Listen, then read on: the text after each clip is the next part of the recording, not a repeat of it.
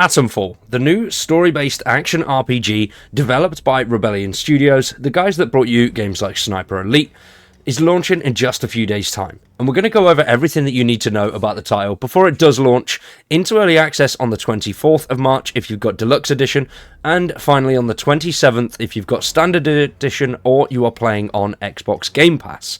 It will come to Game Pass Day 1 on the 27th for Game Pass PC and Game Pass consoles. Now, Atomfall's storyline is what sets it apart from other RPG titles. It is a story-driven RPG game. It has some very light RPG elements sprinkled in there, like the skill system, the inventory management, and things like that. But it is not a fully fledged RPG like games like Fallout. I did a video on Friday, a lot of people were comparing it to Fallout, and being the British Fallout, which I've done that myself. But I would definitely say it is more of a detective-style game. There is no linear storyline in Atomfall. The way the story works is you will find a series of clues. Now, these clues will lead you to more clues and eventually a conclusion. But there is no set pathway to get to that conclusion, no set amount of clues to get you there. You can go through the game and speak to one or two people and find bits of paper hidden everywhere, and you will be able to complete the story. You can go through the game by murdering absolutely everybody that is around and still complete the story. There is no set way on how you play this game. It is down to your personal preference. If you want to go in and be a psychopath, that option is completely available to you. Now, where it does heavily lean into those RPG elements, as I've mentioned, is things like exploration. It doesn't have a massive open world map like some RPG titles would. Think of Avowed system, where it is small, closed-off circular worlds that you'll be able to visit and go through separate areas of a wider map. There is a massive map there, but you will go through small sections of it, eventually going through, getting to certain areas that will conclude you with more in the storyline, other areas that are there for loot and a little bit more fun and some combat. But exploration is a big part of the game. You will go around and find little set pieces, little items everywhere that will have absolutely no significance to the storyline whatsoever, but they'll look beautiful and they will also include some little goodies for you to find.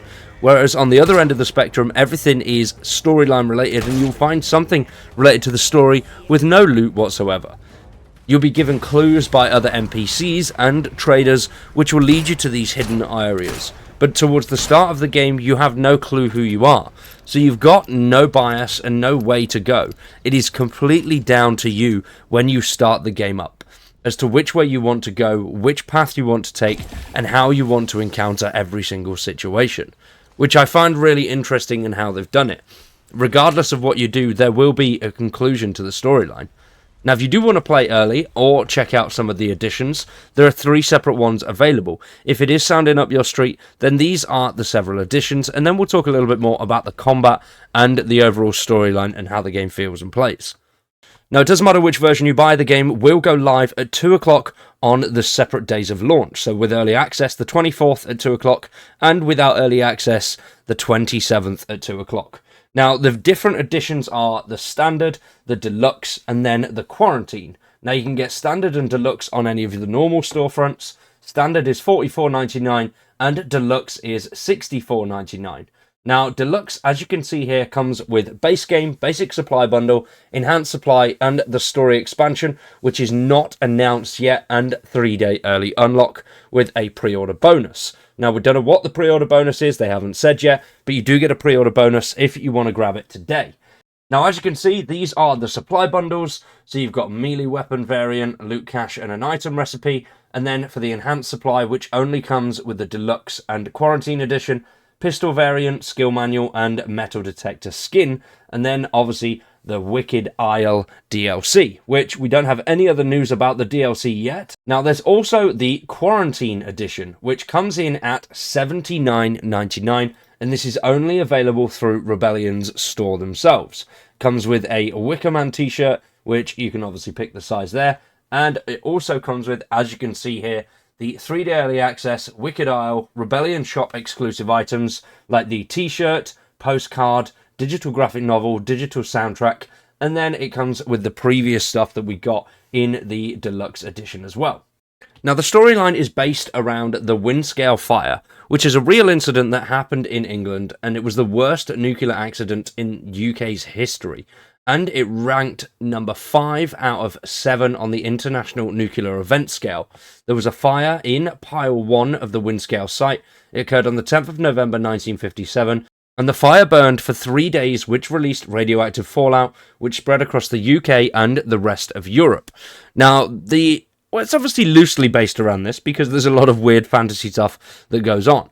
Now, it includes a lot of British folklore of the time of the 50s and 60s. You wake up 5 years after the event in a quarantine zone, which is surrounded by intrigue and mystery. 5 years after the event, you are the first person to come into the survival zone in those 5 years, from what we can gather so far. Which also leans into that freedom of storyline element. Nobody knows who you are, so you can make up your own story and get certain answers out of people which you may not have got if you told them that you just woke up in the middle of nowhere and don't know who you are. Now, what we do know so far about the facility is there was a lot of scientists there, and something happened. Something went incredibly wrong, which then caused the subsequent lockdown and basically quarantine zone set around the facility, with nobody in or out in the last 5 years.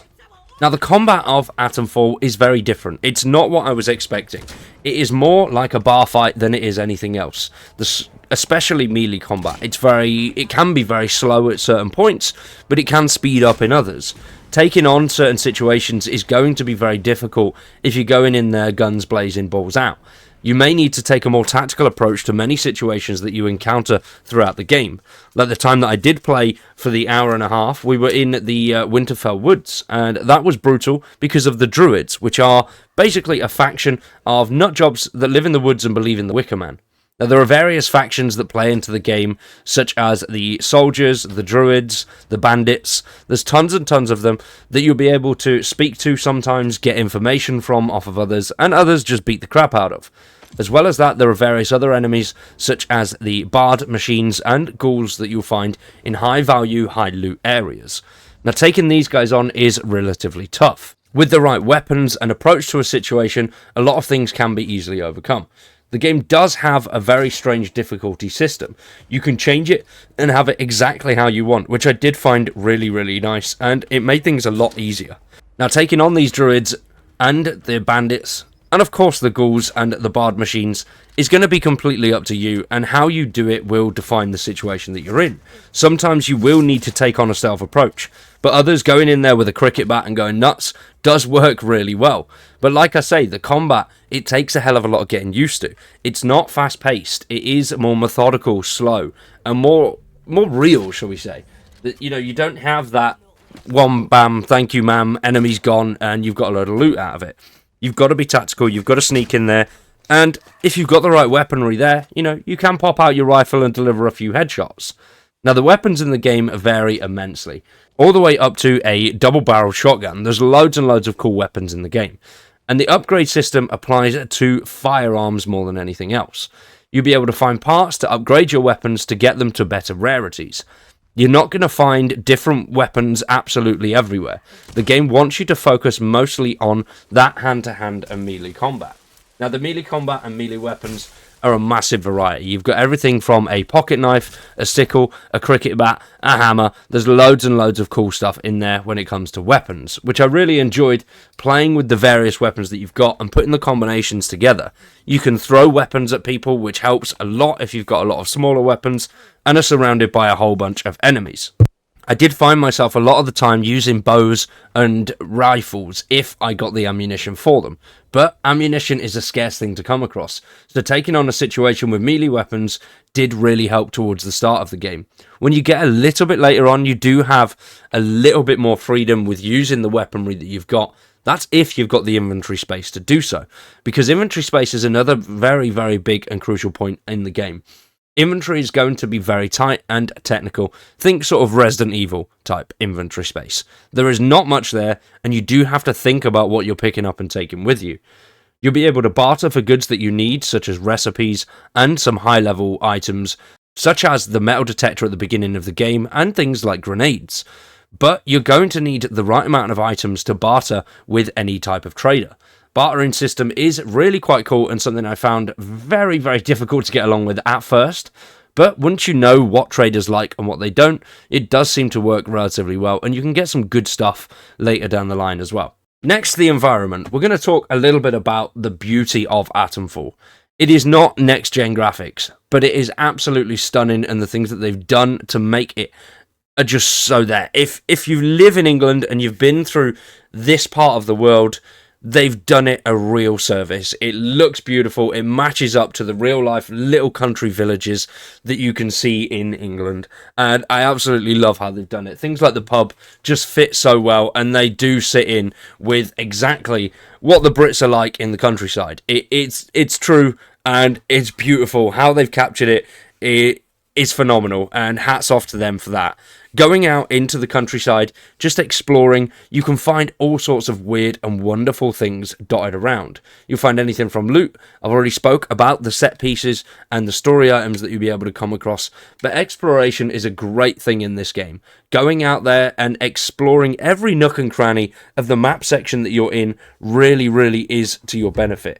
You will come across some beautiful things that just look really cool, but also clues and items that you'll be able to barter later down the line, as well as some other hidden little bits and bobs, such as schematics to craft better throwable items, be able to increase your stamina, skill points and skill books, as well as food and drink. Now, it isn't a survival game in the fact that you'd need to eat and drink. You do use those items, but those are there to increase or give buffs to your stamina, which really help when running around and taking on enemies. There's a lot of detail in that stamina system, and I love what they've done with it. We will go over it a hell of a lot more in a later video. But those survival elements of eating and drinking aren't really relevant to your survival, but they will help in a lot of situations. So it's good to keep in mind the food and drink that you're carrying around and collecting on your journey. Now, there is a crafting system in the game as well. You'll be able to find bits like cloth, glass, copper, wires, all sorts of random little bits and bobs to improve weaponry, craft schematics such as Molotov cocktails, small grenades, and also lures. There's loads and loads of stuff you can craft, and I am only a few hours into the game, and I've been able to craft so much so far. Every item in the game is useful, be that for trade, crafting, or upgrading any type of weaponry. The game is absolutely phenomenal so far, and I'm really enjoying it. We will have a full review out tomorrow or the day after, but for now, this is everything you need to know about Atomfall. Hopefully this video has helped sway you in one way or another. If it hasn't, then this might not be the game for you. Think it is Fallout, but it has a lot of other elements in there. It is a slowed down Fallout on a very smaller scale. The RPG elements are there. They're not as deep and detailed as a fully fledged RPG game, but this is much more detective with a Fallout twist. Brilliant game so far, and I'm really enjoying my time with it. We're going to have a playthrough up tomorrow, the first hour of the game, and then we're going to have loads and loads of other stuff throughout the week as well. So stay tuned for that, subscribe to the channel, drop a like in the video, and stick around for much more Atomfall. Let me know what you want to see in the comments. For now, I've been Cowboy, you've been awesome, thanks for watching, and we'll see you in the next one.